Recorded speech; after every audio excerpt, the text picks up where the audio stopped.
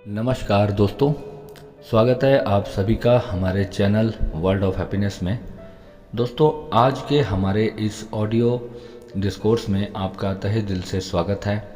दोस्तों, जितने भी हमारे व्यूअर्स हैं, आज के ऑडियो में मैं सबसे पहले आपको एक गुजारिश करना चाहूँगा कि इस ऑडियो को पूरा अंत तक सुनना। अगले 15-20 मिनट दिल थाम कर अपना जितना भी ज़रूरी से ज़रूरी काम हो उस सभी को पोस्टपोन कर दें। अगर आपके पास अभी समय नहीं है तो आप इस वीडियो को बाद में सुनें, क्योंकि ये जो आज का जो ऑडियो डिस्कोर्स है ये आप सभी की ज़िंदगी में एक बहुत बड़ा बदलाव लेकर के आएगा, ऐसी मुझे पूरे दिल से आशा है। आपका पूरा जीवन बदलने के लिए आज का अकेला डिस्कोर्स काफ़ी है। तो दोस्तों, हम शुरुआत करते हैं। बिल्कुल ठंडे दिमाग से, शांत भाव से पूरा अंत तक एक एक बात को बहुत ध्यान से सुनिएगा। धन्यवाद। आज का ये पूरा डिस्कोर्स ह्यूमन माइंड के ऊपर है। ह्यूमन माइंड जो कि हमारी मेडिटेशन में सबसे बड़ी रुकावट होता है। जीवन में जितने भी हमारी उपलब्धियाँ, कामयाबियाँ, धन दौलत, ऐश्वर्य, सुख संपत्ति, जो कुछ भी मनुष्य अर्जित करता है वो केवल और केवल अपने दिमाग से अर्जित करता है। आप सभी जानते हैं, जो मनुष्य जितना ज़्यादा दिमाग वाला होता है वो उतने बड़े आविष्कार, इन्वेंशंस करके इस जीवन के अंदर बहुत सी बड़ी बड़ी उपलब्धियां प्राप्त कर सकता है। क्या कारण है कि कुछ ही मनुष्य जो हैं अपने ब्रेन को उस हद तक यूज़ कर पाते हैं, जो कि 100 में से केवल 2 या 3% ही ऐसे लोग होते हैं जो अपने माइंड को उस हद तक लेकर जा सके। बाकी सब लोग क्यों इतनी आगे नहीं पहुंच पाते, उसका क्या कारण है? आज हम सबसे पहले अपने मस्तिष्क में आने वाली जितनी भी रुकावटें हैं, जैसे कि जो भी व्यक्ति ध्यान करता है, साधना करता है या अपने जीवन में लॉ ऑफ अट्रैक्शन या किसी भी प्रकार की आध्यात्मिक साधना में उन्नति प्राप्त करना चाहता है, उसके बीच में सबसे बड़ी जो रुकावट पैदा करने वाला तत्व है वो हमारा मस्तिष्क है, यानी कि हमारा दिमाग। अब हमारे दिमाग की सारे पहलुओं को हमें समझने हैं। आज हम इस डिस्कोर्स में दिमाग और अध्यात्म के बीच में क्या संबंध है और दिमाग को हम किस तरीके से पूरी तरह से शांत करके अपने कंट्रोल में कैसे किया जाएगा, इसके बारे में पूरा विस्तृत जानकारी आज मैं आप लोगों के लिए इकट्ठी करके लाया हूँ। और जो भी मेरा पिछले 20 वर्ष का अनुभव है वो मैं सभी आज आपके साथ शेयर करने वाला हूँ। तो कृपया इस पूरे डिस्कोर्स को पूरा अंत तक सुनिएगा, तभी आपको कुछ लाभ होगा, अन्यथा कुछ भी लाभ होने वाला नहीं है। दोस्तों, हम सब जानते हैं कि जब हम बचपन में बहुत छोटे थे, अगर हमें कहीं से कोई चोट लग जाती थी तो हमारी माता या पिता या हमारे कोई बड़े भाई बहन हमारे को एकदम से ताली या सीटी बजा करके हमारे को चुप करा दिया करते थे। एक बच्चे की माँ उसको 2 मिनट में बिल्कुल चुप करा देती है। क्या कारण होता है? एक बच्चा बहुत ज़ोर से गिर जाता है, उसे बहुत ज़ोर से चोट लगती है और इंस्टेंटली बच्चे की माँ जो होती है वो कुछ तालियां बजाती है और बच्चा जो है चुप हो जाता है। एकदम से हैरान होकर के बच्चा तालियों की आवाज़ को सुनने लगता है और अपने उस पूरे दर्द को भूल जाता है।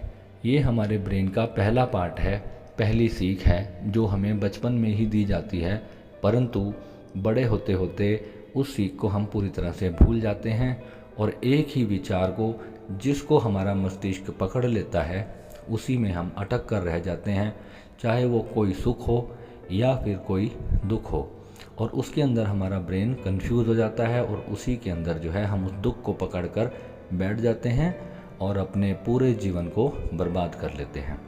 अब वहाँ पर साइंटिफिकली तौर पर अगर देखा जाए तो माँ करती क्या है, बच्चे के ब्रेन को डाइवर्ट किया जाता है, उसके माइंड को डाइवर्ट किया जाता है किसी दूसरी दिशा में। बच्चे को चोट लगती है और माँ इधर से ताली बजाती है।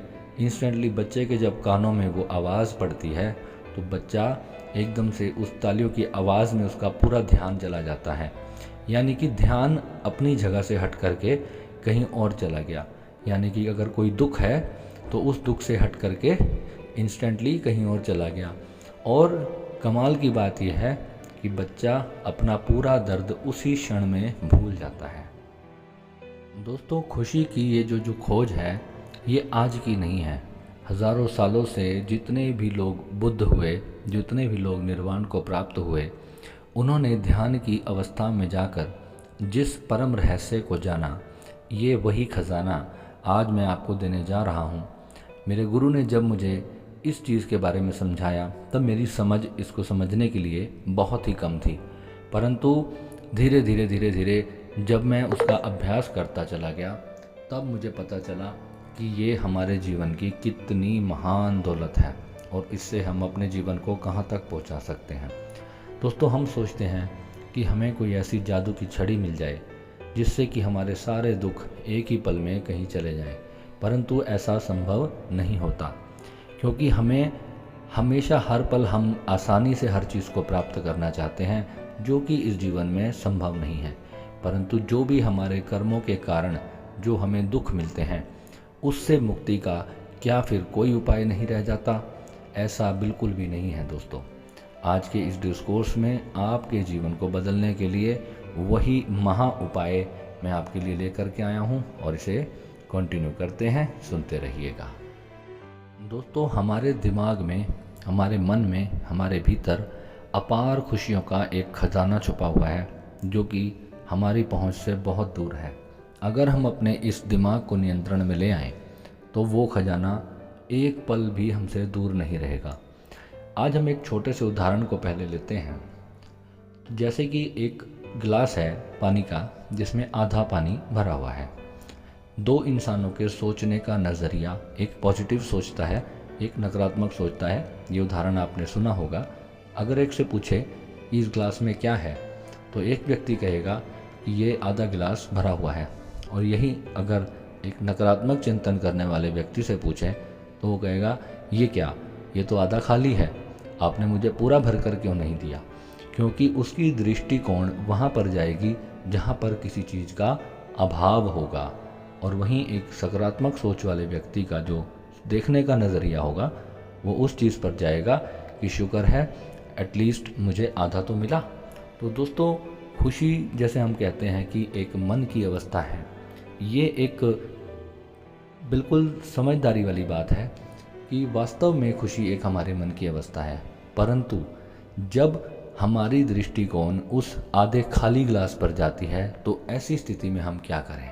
अगर हम एक नकारात्मक सोच वाले व्यक्ति बन चुके हैं और हमें कोई ये समझाने वाला भी नहीं है कि किस तरीके से हम अपने जीवन के उन पहलुओं को देखें कि जिससे कि हमारा ब्रेन खुश करने वाले केमिकल्स को रिलीज़ करे और जो कि हमारे अंदर और ज़्यादा पॉजिटिविटी को संचार करे। क्योंकि जो नकारात्मकता फैलाने वाला हमारा ब्रेन जब केमिकल्स को रिलीज़ करता है तो हमारा मन और ज़्यादा नकारात्मक होता ही चला जाता है। और वहीं दूसरी तरफ जब हम प्रसन्न होते हैं तो हमारा मस्तिष्क खुश होता है, हमारा मन खुश होता है, जिससे कि और ज़्यादा सकारात्मकता हमारे जीवन में आती है। तो दोस्तों, अब हम असली चर्चा को शुरू करते हैं, जो कि भगवान बुद्ध द्वारा दिया हुआ ज्ञान है। ये ज्ञान भगवान बुद्ध केवल अपने कुछ खास भिक्षुओं को ही दिया करते थे, जो कि आज भी बहुत सारे बौद्ध भिक्षु जो हैं इस पूरे ज्ञान को अच्छी तरह से जानते हैं। तो आज हम उसी सारी बातों पर चर्चा करने जा रहे हैं। दोस्तों, सबसे पहले आप एक बात सुनिश्चित कर लें कि आप अपने जीवन से क्या चाहते हैं। अगर आपने एक लक्ष्य अपना सोच लिया कि आज से ठीक 10 साल के बाद मेरे पास ये वस्तु, ये चीज़, ये प्रॉपर्टी, ये संपत्ति या कोई भी प्रकार की खुशी मेरे पास होनी चाहिए, तो उसके लिए आपको सबसे पहले अपने मन को शून्य करके उस मन के अंदर एक बीज डालना होगा, जो कि उस पर्टिकुलर लक्ष्य के लिए आपको प्रेरित करता रहे। प्रेरित भी वो इस तरीके से करे कि निरंतर आपका जो मन है उसी एक लक्ष्य का चिंतन करता रहे। दोस्तों, जब हम अपने दिमाग में एक विचार को डाल लेते हैं कि हम इस वस्तु को प्राप्त करना चाहते हैं और इतने साल बाद ये चीज़ मेरे पास होनी चाहिए। आप लक्ष्य को निर्धारित करते समय पूरी तरह से सोचें कि कितना बड़ा लक्ष्य मैं रख रहा हूँ और इस लक्ष्य को प्राप्त करने में मुझे औसतन कितना समय लग सकता है। इसे हम ऐसे समझेंगे कि ऐसे ही किसी लक्ष्य को प्राप्त करने में मेरे किसी मित्र या किसी जानकार को कितना समय लगा था, तो आप भी उसके लिए उतनी ही अवधि अपने मन में निर्धारित करें। ऐसा ना हो कि एक व्यक्ति ने किसी चीज़ को पाने के लिए 20 साल मेहनत करी और आप सोचने लगें कि मैं उस लक्ष्य तक 20 दिन में पहुंच जाऊंगा। सारी उम्र लॉ ऑफ अट्रैक्शन का दिमाग चलाते रहेंगे, परंतु हाथ लगेगा बिल्कुल ज़ीरो, कुछ भी हाथ नहीं लगेगा। जब तक आप उस वस्तु को, उस चीज़ को, उस साइंस को अच्छी तरह से समझेंगे नहीं, तब तक कुछ भी प्राप्त नहीं होगा। तो आपको सबसे पहले ये समझना है कि आपका जो ब्रेन है, आपके किसी इच्छा को करते ही आपका ब्रेन उस चीज़ को लाने के लिए तत्पर हो जाता है। जैसे कि आपके मन में, आपके अचेतन मन में जब कोई नकारात्मक विचार चल रहा होता है, जो कि आपको पता भी नहीं होता कि वो दिन और रात को सोते हुए भी कार्य कर रहा है, तो वो आपके जीवन में बहुत सारी नकारात्मकता डाल देता है और ठीक उसी प्रकार नकारात्मक घटनाएं आपके जीवन में घटने लग जाती हैं। समझने वाली बात यह है दोस्तों, जब हम सब जानते हैं कि अच्छा सोचने से अच्छा होता है और बुरा सोचने से बुरा, तो फिर हम जब बार बार अच्छा भी सोचते हैं तब भी बुरा क्यों होता है। इस बात को दोबारा सुनिएगा, जब हम बार बार अच्छा सोचते हैं तब भी बुरा क्यों होता है। कई व्यक्ति मुझसे फ़ोन करके बोलते हैं कि भैया मेरे साथ तो हमेशा ही बुरा होता है, मैं तो बहुत कुछ कर चुका, मैंने सभी तरह की साधनाएं कर ली, सभी तरह के ध्यान कर लिए, तब भी मेरे साथ कुछ भी अच्छा नहीं होता। तो अब समझने वाली बात यह है, यहाँ पर अचेतन मन काम कर रहा है। अब मैं आपको आपका अचेतन मन का एक छोटा सा उदाहरण देकर इस बात को आगे बढ़ाऊँगा। हम एक टैक्सी ड्राइवर की बात करते हैं जो कि दिल्ली शहर में गाड़ी चलाता है और उसका काम ये है कि वो रोज़ सुबह उठता है और अपनी सवारियों को लेता है और अपनी यात्रा करता है। लोगों को अपनी गंतव्य स्थान पर पहुंचाने का उसका रोज़ का काम है। धीरे धीरे करते करते उसको सभी रास्ते इतनी अच्छी तरह से याद हो जाते हैं और उसके अचेतन मन में पूरे रोड्स का एक एक नेविगेशन उसके दिमाग में घर कर जाता है, यानी कि बैठ जाता है। और अचानक कभी वो व्यक्ति अपने किसी काम से जा रहा होता है और अचानक वो क्या पाता है, जिस रास्ते से वो रोज़ मोड़ काटता था, उस दिन उसको उस रोड पर कोई काम भी नहीं था, ना ही वो उस जगह पर कोई सवारी छोड़ने जा रहा था, परंतु फिर भी उसकी गाड़ी का जो स्टीयरिंग है वो अपने आप उस गली में मुड़ जाता है, क्योंकि उसको रोज़ उसी रोड पर जाने का एक गहरा अभ्यास हो चुका होता है, क्योंकि वो रोज़ उसी रास्ते पर जाता है। आप में से कितने ही लोग ऐसे बहुत से कार्य करते होंगे, जब आप रोज़ एक कार्य करते हो, किसी दिन आपको वो कार्य नहीं भी करना तो आप अनजाने में ही वो कार्य कर देते हैं और आपको लगता है ओह आज तो संडे है, आज तो मुझे उठना ही नहीं था, परंतु मैं उठ गया। आज तो मेरे को नहाना नहीं था, मुझे थोड़ी देर में नहाना था। रोज़ नहाने का एक समय फिक्स है, खाने का एक समय फिक्स है। उसी तरह भूख लगने का भी एक समय आपके दिमाग में फिक्स हो चुका है और आपको पूरे जिस समय पे आपको रोज़ भूख लगती है, जिस समय पे रोज़ आपको गुस्सा आता है, जिस समय पे रोज़ आपका कुछ मीठा खाने का मन करता है, तो आपका अचेतन मन उसी समय पर जाग जाता है और उस चीज़ की मांग करने लगता है। इसी तरीके से हमारे जीवन के 99.9 काम होते हैं। अब शुरू करते हैं आपके दिमाग की असली ट्रेनिंग। तो दोस्तों, अब समझने वाली बात यहाँ पर यह है, हम एक ट्रेन का एग्जाम्पल लेंगे। जैसे एक ट्रेन होती है जिसका इंजन आगे चलता है और पूरी की पूरी ट्रेन उसके पीछे चलती है, ठीक इसी तरह हमारे ब्रेन के अंदर जितने भी टिश्यूज़ हैं, जितने भी न्यूरॉन्स हैं, ये किस प्रकार कार्य करते हैं। जब हमारी जो चेतना है, हमारी कॉन्शियसनेस किसी प्रकार की इच्छा को डेवलप करती है अपने मन के अंदर और हम मन से पूरी शिद्दत से कुछ पाने के लिए ठान लेते हैं और अपने ब्रेन को हम कहते हैं कि हमें ये मिलना चाहिए और हम अपना दिमाग चलाने लगते हैं और उस चीज़ के बारे में सोचने लगते हैं, इमेजिनेशन करने लगते हैं कि अगर वो चीज़ मुझे मिल जाए तो फिर मेरे साथ कैसा होगा, वो मिल जाए तो कितना मज़ा आ जाएगा। तो हमारी ज़िंदगी जो है उस इमेजिनेशन में जीने लगती है, और हमारा जो ब्रेन है वो सभी सेल्स जो हैं एक दूसरे को धक्का मारने लगते हैं और एनर्जी अपना कार्य करना शुरू कर देती है। यानी कि ब्रेन जो है वो एनर्जी को रेडिएट करना शुरू करता है इस यूनिवर्स के अंदर, और न जाने कितने ही विचार, कितनी इच्छाएं हम बनाते हैं, पैदा होती हैं, थोड़ी देर में ख़त्म हो जाती हैं, और फिर हम ढाक के तीन पात वहीं के वहीं आकर खड़े हो जाते हैं। इतनी एनर्जी हम रोज़ इसी अलग अलग कार्यों को सोचने में खर्च कर देते हैं, और उसके ऊपर कोई भी कार्रवाई नहीं करते, उसके ऊपर कोई भी काम हम नहीं करते। मिलियंस ऑफ मिलियंस आइडियाज़ हमारे दिमाग में रोज़ आते हैं और रोज़ दम तोड़ देते हैं। हम किसी के ऊपर काम नहीं करते। हम सोचते हैं यार फलां व्यक्ति ऐसा काम कर रहा है, क्या मुझे भी ऐसा करना चाहिए, क्या मेरे को इससे कोई लाभ होगा। हम उसके ऊपर बहुत सारी एनर्जी तो खर्च करते हैं, परंतु उसके ऊपर कोई इम्प्लीमेंट हम नहीं करते।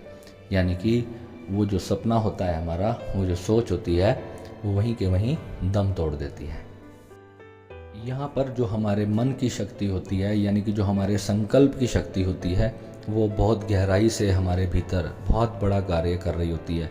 हमें कुछ भी पता नहीं चलता जब हम कोई इच्छा करते हैं।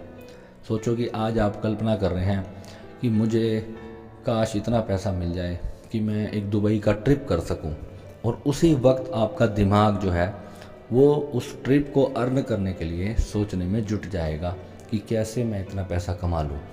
आपका मन आपके ब्रेन को, आपके माइंड को एक इंडिकेशन देता है। आपका जो मन शरीर है वही आपके ब्रेन को एक आइडिया देता है, और वहाँ से वो शुरुआत होती है कि आप उस चीज़ को कैसे अचीव कर पाएँ, और आपका ब्रेन उसी दिशाओं में हाथ पैर मारना शुरू कर देता है। उन्हीं आइडियाज़ को यूनिवर्स से फिर वो कैच करना शुरू करता है। इस बात को बड़ी गहराई से समझना कि इच्छा करने वाला होता है मन। ब्रेन एक सिर्फ एक इंस्ट्रूमेंट है, जैसे कि एक छोटी सी मशीन का एक पार्ट है। इच्छा करने वाला मन है।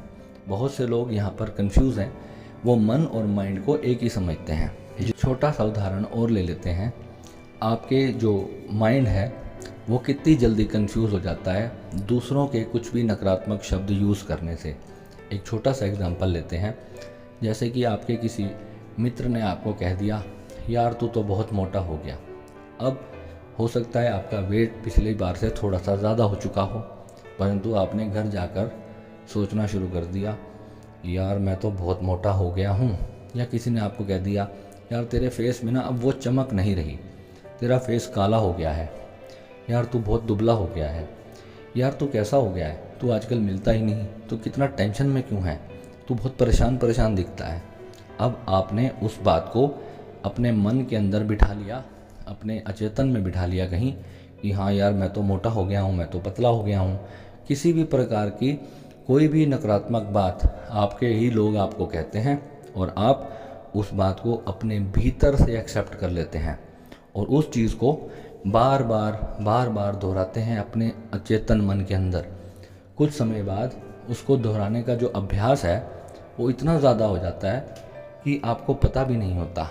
आप म्यूज़िक सुन रहे होते हैं, तब भी आपका जो अचेतन है वो यही सोच रहा होता है कि मैं बहुत मोटा हो चुका हूँ, और धीरे धीरे आपका जो सोचने का जो सारा पैटर्न है वो आपके शरीर के ऊपर प्रत्यक्ष सामने दिखाई देना शुरू हो जाता है। यानी आपके ब्रेन से जो मैसेज आपकी बॉडी कैच करती है, एज इट इज़ आपकी बॉडी में वो सब कुछ होने लग जाता है। अगर आप लोग स्मोकिंग करते हैं तो मैं आपको एक छोटा सा एग्जांपल देता हूँ। जैसे कि आप ऐड देखते हैं कि सिगरेट पीने से कैंसर होता है। अगर आपने उस बात को अपने मन में बिठा लिया कि हाँ सिगरेट पीने से कैंसर हो सकता है और मुझे भी हो सकता है, तो आप इस बात को मान लीजिए कि अगर आपने इस बात को भीतर से एक्सेप्ट कर लिया तो आपको 99.9% चांसेस हैं ऐसे रोग हो जाने के। अगर आप भीतर से इतने स्ट्रॉन्ग हैं और आप इस पूरे ज्ञान को समझते हैं कि किस चीज़ को मुझे पॉजिटिवली लेना है और किस चीज़ को मुझे नेगेटिवली लेना है, तो आपके जीवन में कोई भी समस्या नहीं आने वाली। टेंशन, दुख, तनाव, डिप्रेशन, जितनी भी ये प्रॉब्लम्स हमारे ब्रेन से, हमारे माइंड से रिलेटेड हैं, हमें उसको सबको समझना है और हमें सबसे पहले ये जानना है कि महात्मा बुद्ध ने इन सारी चीज़ों से पार किस प्रकार पाया। भगवान बुद्ध ने बताया कि सबसे पहले हमें अपने उस दुख को पहचानना बहुत ज़रूरी है कि हमें कोई दुख है, वो क्यों है, क्या दुख है हमें जीवन में पैसे का अभाव है, शारीरिक स्वास्थ्य का अभाव है, कोई परिजन हमें छोड़ के चला गया, या इस चीज़ का दुख है, या जीवन में कोई रिलेशनशिप की कमी है। किस प्रकार का 1000 तरह के दुख हमने डेवलप किए हैं। कोई प्रधानमंत्री नहीं बन पा रहा, उसको ये दुख है। कोई प्रधानमंत्री था और अब वो हार गया चुनाव, तो उसको ये चीज़ का दुख है। ऐसी ऐसी न जाने कितनी ही चीज़ें हैं जिसको हम दुख समझते हैं। तो सबसे पहले हमें ये जानना ज़रूरी है कि हमारा दुख है क्या। हमने दुख को पहचान लिया, अब उस दुख के कारण को जानना है कि क्या जिस कारण से वो दुख हमारे जीवन में आया, क्या वो बिल्कुल जेन्युइन है, क्या सच में मैं डिज़र्व करता था उस दुख को, या किसी मेरी गलती की वजह से वो दुख मेरे जीवन में आ रहा है। और अगर हमने उसके कारण को समझ लिया, फिर हम थर्ड स्टेप पे आएंगे कि क्या कोई ऐसी चीज़ है जिसे करके मैं उस दुख को सुख में बदल सकूं। ऐसी कोई चीज़ है, समझना इस पॉइंट को, क्या ऐसी सच में कोई चीज़ है जिसे करके मैं अपने उस दुख को, उसके कारण को ख़त्म करके उसी कारण को मैं सुख में बदल सकूं।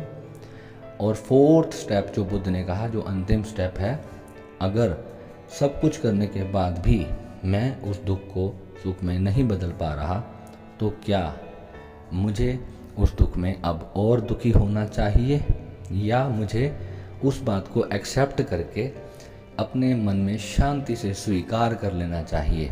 ये जो स्वीकार भाव है, ये सबसे बड़ा ध्यान है। जब हम अपने जीवन में कुछ भी प्राप्त करने के लिए अपना पूरा संघर्ष कर लेते हैं, यानी कि उसके कारण पे भी काम करते हैं और उस दुख को समझते भी हैं कि वो क्यों आ रहा है, कोई भी चीज़ हो सकती है, और अगर वो सब हमें सब कुछ करने के बाद भी जब प्राप्त नहीं हो रहा, तो फिर जो फोर्थ स्टेप है वो क्या है, स्वीकार भाव, कि अब जो है मुझे उस चीज़ को स्वीकार कर लेना है, उसको शांत भाव से, उसकी पूरी समझ मेरे भीतर डेवलप होनी चाहिए।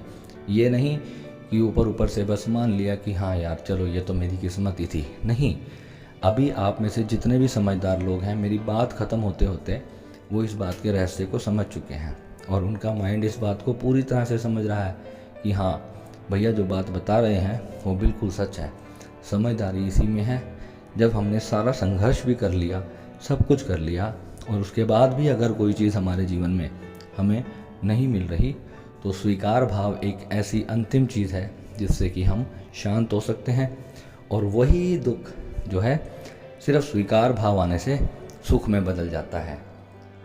अब यहाँ पर एक बात हमने और समझनी है, क्या सच में जो भी चीज़ मैं चाह रहा हूँ वो मेरे लिए क्या सच में सही है या गलत है।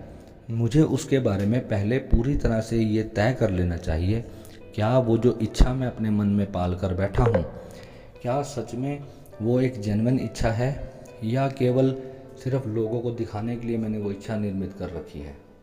जैसे हम अपनी कोई हार या जीत बना लेते हैं और हम अपनी मन में एक धारणा कर लेते हैं, अगर मैं हार गया तो मैं दुखी हो जाऊंगा, अगर मैं जीता तो ही मैं सुखी हो पाऊंगा। हम हार और जीत, जीवन की हर चीज़ में हम एक कंपटीशन लड़ रहे हैं। हमें इस बात को अच्छी तरह से समझना है कि क्या ये सारा जो चीज़ें, जो कंपटीशन मेरे दिमाग में दिया गया है, क्या ये मेरी अपनी सच में इच्छा है, क्या यही करने के लिए मेरा इस संसार में जो है जन्म हुआ है, या पूरी सोसाइटी ने वो कंपटीशन मेरे ऊपर लाद दिया है, मेरे ऊपर थोप दिया गया है। जैसे कि बुद्ध के पिता कहते थे कि ये तो है राजा बनना चाहिए, ये पूरा क्षत्रियों का एक बहुत बड़ा जो है राजा सम्राट बनना चाहिए, परंतु बुद्ध जो थे वो एक आध्यात्मिक व्यक्ति थे और पैदा होते ही जो है उनके अंदर जो है सभी चीज़ों से वैराग्य आना शुरू हो गया। बुद्ध के पिता ने लाख कोशिश करी, परंतु फिर भी जो है उनके संस्कारों से वो जीत नहीं पाए, क्योंकि बुद्ध ने उस चीज़ का चुनाव किया जो बुद्ध की अपनी अंतर से आने वाली चीज़ थी। बुद्ध ने समाज को सब कुछ देखा, हर एक चीज़ को भोग भी लिया, तसल्ली से पूरे जीवन को जिया।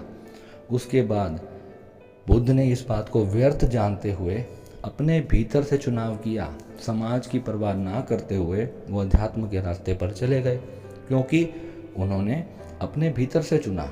और क्या हम वही गलती कर रहे हैं जो सभी दुनिया करे जा रही है?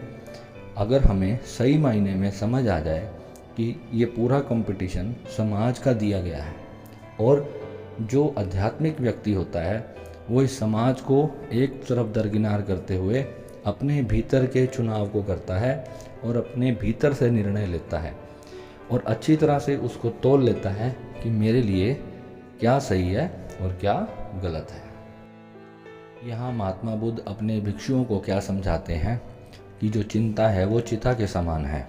सभी लोग जो हैं चिंता करने में लगे रहते हैं और उनका जो मस्तिष्क है वो उनकी सारी ऊर्जा को चूस करके ख़त्म कर देता है और उनको चिता तक पहुंचा देता है, यानी कि धीरे धीरे उनको बीमार और रुग्ण कर देता है। क्योंकि एक चिंता ही है जो कि किसी काम की नहीं है, परंतु हम उसको दिन और रात ये सोच कर करते हैं कि ज़्यादातर सोचूंगा तो कोई ना कोई रास्ता निकल आएगा, जबकि ऐसा बिल्कुल भी नहीं होता। जब भी आपका कोई रास्ता निकला होगा, आप अपने पूरे पास्ट को उठाकर देखिए, आपका जो रास्ता निकलेगा वो हमेशा शांत मन से निकलेगा। जब भी आप किसी टेंशन में होंगे, कोई चीज़ आपकी गुम गई और आप एकदम से पैनिक ले लेंगे, वो चीज़ आपको उस जगह पे आपका ध्यान ही नहीं जाएगा कि जहाँ उसे आपने खुद रखा था। परंतु जब आप थोड़ी देर हो जाएगी, आधा पौना घंटा 1 घंटा हो जाएगा, तो अचानक से आपको ध्यान आएगा, अरे ये तो मैंने वहाँ रखी थी। क्योंकि ऐसा किस लिए होता है, उस वक्त जब आप पैनिक क्रिएट करते हो अपने ब्रेन के अंदर, उस समय ब्रेन उन विचारों को पैदा करता है जो कि नकारात्मक है। वो ये कहते हैं कि गुम हो गई, वो यही सोच रहा है कि गुम हो गई और कहाँ गिर गई, इधर गिर गई या उधर गिर गई। वो उस जगह पे, जिस जगह पे उसने उसको स्टोर किया था कि हाँ यहाँ पे ने उस चीज़ को रखा है, वो उस वक्त आपका ब्रेन आपको याद ही नहीं आने देगा। पर वही ब्रेन आपको 1 दिन या 2 दिन के बाद आपको खुद कहेगा कि हाँ ये चीज़ मैंने वहाँ रखी थी। बुद्ध ने यहाँ इस हजारों समस्या का एक महा उपाय अपने भिक्षुओं को दिया, जो कि अगर आप आज इस ऑडियो में समझ जाएंगे तो आपकी ज़िंदगी बदल जाएगी। आप मेरे से ये बात लिख कर ले लीजिए, अगर आपने इस बात को अच्छे से समझा तो आपकी ज़िंदगी बदलने ही वाली है। मेरे पास बहुत से लोगों के कॉल्स आते हैं और मैसेज आते हैं, भैया ये प्रॉब्लम है, ये प्रॉब्लम है, ये प्रॉब्लम है, यहाँ परेशान हूँ, वहाँ परेशान हूँ। सभी लोग एक ही बात को सोचते रहते हैं कि मैं परेशान हूँ। किस वजह से परेशान हूँ? बीवी भाग गई है, काम नहीं चल रहा, घर में धन नहीं है, मकान का किराया देना है, जेब में पैसे नहीं है, बच्चों की फीस भरनी है, वो नहीं है, नहीं है, नहीं है। हर वक्त एक ही चीज़ का चिंतन करते चले जाते हैं, नहीं है, ये नहीं है, वो नहीं है। कोई भी एग्जांपल समझ लीजिए, जैसे कोई व्यक्ति एक कार खरीदना चाहता है पर उसके पास कार नहीं है, उसके पास बाइक है और वो कार के लिए परेशान है, उसके पास कार नहीं है। अब वो दिन में 500 बार जो भी कोई मित्र मिलता है, जो भी उसको, और भाई कैसा है, अरे भाई मेरे पास तो कार नहीं है, इसी खटारा को ढो रहा हूँ। दूसरा कोई मिलेगा, यार कार लेनी है, पैसे नहीं है, कार लेना चाहता हूँ, कार नहीं है, कार का कोई इंतज़ाम नहीं हो पा रहा, बॉस सैलरी नहीं बढ़ा रहा, बिजनेस ग्रो नहीं कर रहा। हर वक्त एक नकारात्मक चिंतन हमारे ब्रेन में पकड़ लेता है, और जब सच में हमारे साथ कोई चीज़ नेगेटिव होना शुरू होती है तो वो और मजबूत होती है। अगर आज वो 10% पे थी तो अगले दिन वो 20% पक्की हो जाएगी। धीरे धीरे वो इतनी पक्की हो जाएगी कि हज़ारों % आप एनर्जी उसमें और ऐड कर दोगे और उस चीज़ के आपके जीवन में आने की जो संभावना है वो बिल्कुल ज़ीरो हो जाएगी। इसी चीज़ को बुद्ध ने समझाया कि इसको काटने का जो इलाज है वो क्या है। अब उसे ध्यान से समझिए। जैसे कि आप कहते हैं कि मेरे पास कार नहीं है, तो आपको ये नहीं सोचना, अगर एक विचार अपने आप आ रहा है कि ऐसा नहीं है, तो आपको पॉजिटिव विचार को 10 बार लाना है। एक बार नकारात्मकता आती है भीतर, तो पॉजिटिव को आंख बंद करके 10 बार बोलना है कि मेरे पास ये वाली कार है, मेरे पास ये वाली कार है। इस चीज़ को आपने 10 बार बोलना है। विचार ही विचार को काटेगा। जैसे लोहा लोहे को काटता है, विचार ही विचार को काटेगा, पॉजिटिव विचार नकारात्मक को काटेगा। और जो हम अपने आप को डिस्कोर्स में हमने आपको जो साधनाएं दी हैं उसमें हम तो नकारात्मकता को बिल्कुल ही शून्य करने की साधनाएं आपको ऑलरेडी दे चुके हैं, क्योंकि जब आपके भीतर नकारात्मक विचार कोई होगा ही नहीं तो जो सकारात्मक विचार होगा वो 1000 गुना तेज़ी से काम करेगा। परंतु आप लोग जल्दी क्यों करते हैं? क्योंकि आपको हर चीज़ को पाने की बहुत जल्दी रहती है।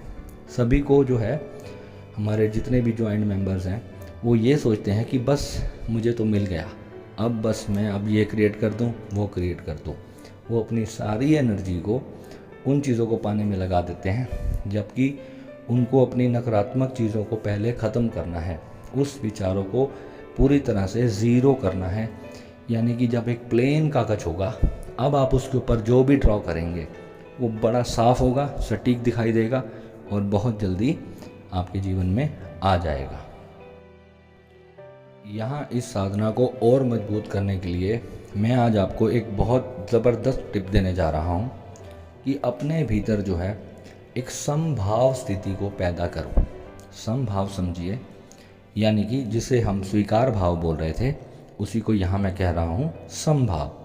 समभाव जब आप आपके भीतर डेवलप करेंगे, यानी कि जो भी आज तक नकारात्मक मिला, चाहे बुरा मिला, बद से बदतर मिला, कितना भी घटिया मिला, आपको ये बोलना है, हे प्रभु मुझे स्वीकार है, इसने मुझे एक लेसन सिखाया है, मुझे एक सबक दिया है, जीवन में मैं और स्ट्रॉन्ग बन गया हूँ। जो भी मेरे साथ हुआ मैं उसकी वजह से आज और स्ट्रॉन्ग बन चुका हूँ। अब आने वाले समय के लिए मैं पूरी तरह से तैयार हूँ। जो गलतियाँ मैंने पास्ट में की हैं अब मैं उन्हें आगे फ्यूचर में नहीं करूँगा। अब मैं इतना समझदार बन चुका हूँ कि जो मैंने पीछे गलतियाँ की अब आने वाले समय में अब वो मैं नहीं दोहराऊँगा और मैं समभाव रहूँगा, शांत रहूँगा, अच्छा सोचूँगा और आगे आने वाले समय के लिए मैं अपना 10,000% दूँगा। एक छोटे से उदाहरण से अपनी चर्चा को आगे ले चलते हैं। हमारे मन में 2 बैल हैं। बैल क्या है? हमारे मन में 2 बैल हैं और दोनों जो हैं, एक हमारे लिए अच्छा है और एक हमारे लिए बुरा है। अगर मैं आपसे पूछूं कि कौन जीतेगा तो आप क्या उत्तर देंगे? जीतेगा वो जिसको हम ज़्यादा भोजन देंगे, जिसको हम ज़्यादा खाना देंगे, ज़्यादा ऊर्जा देंगे। यानी कि अगर हम नकारात्मकता को ज़्यादा सोचेंगे तो हमारा जीवन नकारात्मक होगा, अगर हम सकारात्मकता को सोचेंगे तो हमारा जीवन सकारात्मक होगा। हम बहुत जल्दी दुखी हो जाते हैं। कोई हमसे कुछ जरा से कटु शब्द कह दे, हम इंस्टेंटली हम बहुत दुखी हो जाते हैं। यहाँ हमें एक बात समझनी है, भगवान ने हमें 2 कान दिए हैं। बहुत से लोग आपको उदाहरण देते हैं कि एक कान है बात को सुनने के लिए और दूसरा है निकाल देने के लिए। ऐसा बिल्कुल भी नहीं है। ये 2 कान हैं, एक से आपको बुराई सुननी है और दूसरे से आपको अपनी अच्छाई सुननी है, क्योंकि भगवान ने बीच में आपको दिमाग दिया है। दिमाग इसलिए दिया है कि आप समझकर उस बात पर निर्णय ले सको कि कोई अगर मेरी बुराई कर रहा है तो क्यों कर रहा है, कोई अगर मेरी अच्छाई कर रहा है तो क्यों कर रहा है। अगर हम एक कान से सुनकर दूसरे से निकालने की आदत ही डाल लेंगे और कोई हमारी बुराई करेगा तो हम तो उसको निकाल देंगे, उसके ऊपर कोई परवाह नहीं करेंगे और हमारे जीवन में हम बुरा ही बुरा करते चले जाएंगे। अगर हम उसको समझेंगे ही नहीं कि कहाँ हमारी गलती हो रही है। हमारा यही समाज ही हमें बताता है, हमारे आसपास के मित्र, हमारे दोस्त, रिश्तेदार, यही सब हमारे सबसे बड़े टीचर हैं। यही जब हमारी वाहवाही करेंगे तो आप समझ लेना कि आप कुछ अच्छा कर रहे हो, और जब यही लोग आपकी बुराई कर रहे हैं तो समझ लेना कि आपसे कहीं ना कहीं कुछ गलती हो रही है। परंतु फिर भी आपको जो बीच में दिमाग दिया गया है वो इसीलिए दिया गया है कि आपके लिए क्या अच्छा है और क्या बुरा, ये आपको तय करना है। ये समाज तय नहीं करेगा, ये आपको स्वयं तय करना है, क्योंकि समाज के आपके साथ अपने हित और अहित जुड़े हुए हैं। कोई आपके लिए अच्छा सोचता है, हो सकता है वो आपसे कुछ अपना स्वार्थ चाहता हो, कोई आपके लिए बुरा दिखाता है, हो सकता है वो आपसे बहुत प्यार करता हो और वो चाहता हो कि आपके साथ ऐसा बुरा ना हो। उसकी जो धारणा है, उसकी जो मंशा है, वो केवल वही जानता है। इसलिए आपको अपना निर्णय, अपना चुनाव स्वयं करना है। ईश्वर ने जो आपको दिमाग दिया है वो केवल इसीलिए दिया है। जो भी करना है उसे पूरी एकाग्रता से करना है। यानी कि अगर हम खाना खा रहे हैं, इस बात को बड़े गहराई से समझना, जब हम खाना खा रहे हैं तो केवल खाना खाना है। अगर हम कोई म्यूज़िक सुन रहे हैं तो केवल म्यूज़िक सुनना है, उस वक्त कोई और काम नहीं करना। आप नाई की दुकान में जाते हो ना, नाई का ध्यान तो टीवी देखने में है, उधर से वो आपके बाल काट रहा है। कई बार पता चलता है आपकी आईब्रो उड़ा दी, होता है ना ऐसा। कई बार लगता है ब्लेड मार दिया, कट लग गया, फिर वो आपको सॉरी बोलता है, अरे भैया सॉरी, ध्यान नहीं गया। यहाँ हमारे इंडिया में ऐसा ही सब चलता है। बाहर का कोई कंट्री हो तो आपके ऊपर इंस्टेंटली पता नहीं कितने लाख डॉलर का जुर्माना लगा देंगे। तो दोस्तों, इस बात को समझना है कि जो भी कार्य कर रहे हैं 100% उसी में अपने ध्यान को झोंक देना है। चल रहे हो ज़मीन पर, छोटा सा ध्यान दे रहा हूँ। जब ज़मीन पर चलते हो तो ज़मीन के जब पैर आपका स्पर्श करता है ना, तो उस स्पर्श का भी आपको पता चले, वो भी अवेयरनेस जो है आपकी होनी चाहिए। आपके आसपास सुबह जब आप मॉर्निंग वॉक पे जाएं तो पेड़ पौधे हिलते हैं, सूखे पत्ते जब आवाज़ करते हैं, कभी आपका ध्यान उनकी आवाज़ पर नहीं जाएगा, क्योंकि आपके कान जो हैं वो कुछ और सोचने में लगे हैं, आपका मन जो है कुछ और सोच रहा है। और वहाँ भी कोई आपको गाली दे रहा है तो आपके कान उस गाली को ही सुनने में लगे हैं। उस मधुर संगीत को, पेड़ों के जो मधुर संगीत है, वो उस वक्त आपको सुनाई नहीं दे रहा। आपकी जितनी इंद्रियां हैं वो सब की सब जो हैं अपने मन के अंदर, मन के हिसाब से चल रही हैं। आपका जो माइंड है जो सोचता चला जा रहा है, आपका पूरा शरीर उसी के अनुरूप कार्य कर रहा है। आप प्रेजेंट में नहीं हैं। प्रेजेंट का मतलब है जो आप कर रहे हैं आपका पूरा ध्यान भी उसके अंदर हो। धीरे धीरे धीरे ये इतना ज़्यादा सज जाएगा, आपकी कुंडलिनी तक एक्टिवेट हो सकती है। और इतना जब होने के बाद, वैसे तो जितनी भी ये चीज़ें हैं आपको गुरु के सानिध्य में करनी चाहिए, मैं हर वीडियो में बताता हूँ, परंतु अब वो समय नहीं रहा कि आपको लाखों लोगों को एक गुरु समझा पाए पर्सनली, एक एक करके। टेक्नोलॉजी का युग है कि लोग जितने भी हैं आध्यात्मिक चीज़ों को जो है हम लोग वीडियोस, ऑडियोज़ के ज़रिए आप लोगों तक पहुंचा पा रहे हैं और ज़्यादा से ज़्यादा लोग इस चीज़ों को समझ पा रहे हैं।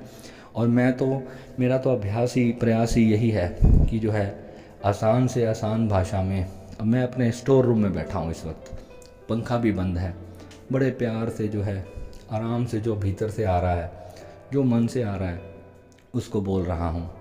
और आपको मज़ा भी आ रहा होगा या नहीं आ रहा होगा, मुझे उसकी कोई परवाह ना करते हुए मैं बस अपने भीतर से जो अनुभव है केवल वही आप लोगों के साथ शेयर कर रहा हूँ। जो चीज़ें मैंने सीखी वही मैं आपको दे रहा हूँ और आप इस पर चलते जाइए, देखिए आपको क्या क्या मिलने वाला है। पता है दोस्तों, मैं जब कोई भी इच्छा करता था, जब भी मैं कोई डिज़ायर पैदा करता था, मैं अपनी हर चीज़ को पाने के लिए एक बहुत ही लालची इंसान था।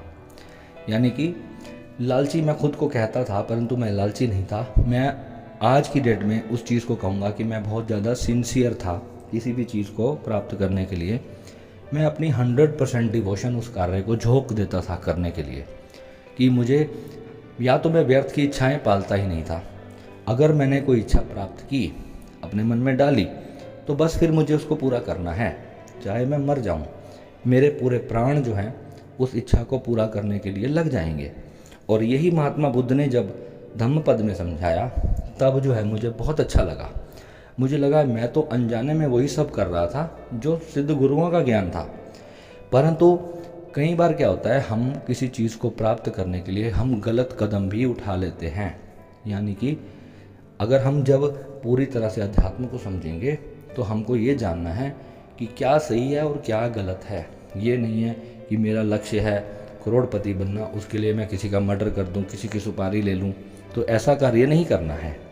यानी कि वो चीज़ करनी है जो शास्त्र सम्मत हो, जो धर्म के अनुरूप सही हो, जिसमें किसी का दिल ना दुखे, किसी को चोट ना लगे, किसी को हानि ना पहुँचे। अगर आपने किसी को हानि पहुँचाई तो ये पर्सनल एक्सपीरियंस के साथ कह रहा हूँ, घूम फिर के वो हानि आप तक पहुँची जाएगी। कितना भी आप एक छोटे से छोटा भी कर्म कर लो, ये प्रकृति का बहुत बड़ा नियम है। जब आप किसी को सुख देते हो तो सुख लौट कर वापस आता है, जब आप किसी को दुख देते हो तो दुख भी लौट कर वापस आता है। हाँ, एक बात अलग है, जब आप अपने गुरु के, अपने परमात्मा के चरणों में जब नतमस्तक हो जाते हो तो सब किए हुए कर्मों से आपको मुक्ति मिलती है, आपको मोक्ष मिलता है। परंतु वो तब आता है जब आप अपनी जगह पे जेन्युइन होते हो। जहाँ पर आप अपनी जगह पे गलत हो, आपने ये सोच लिया कि मेरे गुरु तो मुझे शक्तिपात कर देंगे और मेरी चेतना जागृत हो जाएगी और मुझे तो मोक्ष मिल जाएगा। ऐसा बिल्कुल नहीं है। जब हमारे कर्म अटकते हैं तो फिर हमारी जो कुंडलनी शक्ति होती है वो हमारे सहस्त्रार के और हमारे आज्ञा चक्र के बीच में जाके ऐसा फंसती है और वहाँ जा कर के बहुत दुख देती है, और अनजाने में या जाने में वो सारे कर्म हमको भोगने पड़ते हैं। उतनी पीड़ा, उतना कष्ट भोगने के बाद कहीं जा कर के हमारी ईश्वर सुनता है और तब कहीं जा कर के हमें कुछ प्राप्ति होती है। तो यहाँ पर क्या गलती बिल्कुल भी नहीं करनी, किसी भी भाव को या किसी भी विचार को जो है ना अपना स्वभाव नहीं बना लेना कि हाँ मैं ऐसा हूँ तो मैं ऐसा हूँ। नहीं, जहाँ आपको लगता है और आपका मन इस बात को स्वीकार करता है कि यहाँ मुझसे गलती होती है, यहाँ मैं गलत करता हूँ, मुझे गुस्सा आ जाता है, या मैं कहीं पर लालची हो जाता हूँ, या मैं कहीं अपने स्वार्थ में दूसरों का अहित कर देता हूँ, दूसरों का दिल दुखा देता हूँ, तो आप उस चीज़ को अवेयरनेस से समझें, उसको देखें, उसको जानें। क्योंकि यही सारी चीज़ें जो हैं आपकी साधना में सबसे बड़ी हर्डल बनने वाली हैं। ये नहीं है आगे आप सोचते हो कि मैं 5 घंटे ध्यान करूँगा या 10 घंटे ध्यान करूँगा तो मेरे को बहुत जल्दी इनलाइटनमेंट हो जाएगी। ध्यान सिर्फ 5 मिनट काफ़ी हैं। मैं अपने पूरे अनुभव से बता रहा हूँ, केवल 5 मिनट में आपको आत्म साक्षात्कार हो जाएगा अगर आप उसके लिए क्वालिफाइड हो। जब तक आप उसके लिए क्वालिफाइड नहीं हो तब तक ज़ीरो रिज़ल्ट मिलेगा, ज़ीरो। ठीक है, तो इस तरीके से आप जो हैं अपने जीवन में आगे बढ़ते जाएं और अपने मस्तिष्क को समझें, अपने माइंड को समझें, अपनी जो आपका मन है उसको समझें, क्या मेरे लिए अच्छा है, क्या मेरे लिए बुरा है। ये जो मेरे कान हैं एक अच्छा सुनने के लिए है, एक बुरा सुनने के लिए है। ये सारी जो चीज़ें मैंने आपको बताई हैं, आप इस ऑडियो को कम से कम 3 बार सुनना। ये जो ऑडियो है कम से कम आप 3 बार सुनना इसको, क्योंकि एक बार सुनोगे ना तो आपका जो बहुत सारा अभ्यास है इधर से सुना और इधर से निकल जाएगा। क्योंकि अब कुछ अच्छा मिल रहा है तो कुछ अच्छा डाल लो अपने अंदर, और ये अचेतन में तब जाएगा। कम से कम 4 या 5 या 10 बार इसको सुनोगे, समझोगे, तब ये पूरी चीज़ जो है आपके अचेतन में जाएगी। जो कॉन्शियस माइंड है वो एक बार सुनेगा और भूल जाएगा। इतने में कोई कॉल आ जाएगी या कुछ होगा, आप भूल जाओगे। जब तक ये रहस्य आपके अचेतन मन के अंदर फीड नहीं हो जाएगा तब तक मेरा सारा बोलना बेकार जाएगा। क्योंकि हमारे गुरु भी बहुत बड़े बड़े लेक्चर दिया करते थे और हम सुनते थे, करते करते 5 साल बाद हमें ऐसा अभ्यास होने लग गया कि ये तो रूटीन लेक्चर है, सुनना है और निकल जाना है। और ये लेक्चर सुनते सुनते ही हमारा जीवन पास होता जा रहा है। ठीक है जी, ध्यान तो करना नहीं और साधना हम करते नहीं थे और बस प्रवचन सुनकर आ जाते थे। धीरे धीरे एक दिन गुरु ने ऐसा प्रवचन ठोका जो दिमाग के अंदर चला गया और कहा कि इसको कम से कम 5 बार सुन लेना और इसके बाद कोई और प्रवचन सुनने की आवश्यकता नहीं पड़ेगी। और दीक्षा होने के बाद तो आपको पता ही है कि क्या प्राप्ति होती है, और जितने भी जुड़े हुए साधक हैं उनसे बेहतर कोई नहीं समझ पाएगा। क्योंकि जब तक गुरु से हम मिलते नहीं हैं, गुरु से जब तक हम जुड़ते नहीं हैं, अंदर से हमारा कनेक्शन नहीं बनता, तब तक हमें समझ ही नहीं आता।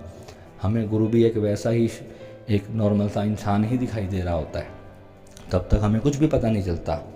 जब वो दिव्य शक्ति हमारे भीतर काम करना शुरू करती है, केवल तभी हम जान पाते हैं कि आप भी वो हो, आपके अंदर भी वो चीज़, सब कुछ भगवान ने दिया है। ऐसी कोई भी चीज़ नहीं है जो किसी गुरु में आ सकती है और आपके भीतर नहीं आ सकती। आप भी वही हो, बस आपको जगाना है। आप जिस दिन जाग जाओगे आपको सब कुछ मिल जाएगा। ठीक है, मिलते हैं। जय शिव शंकर, जय शिव शंभू, नमः शिवाय, ब्लेस यू।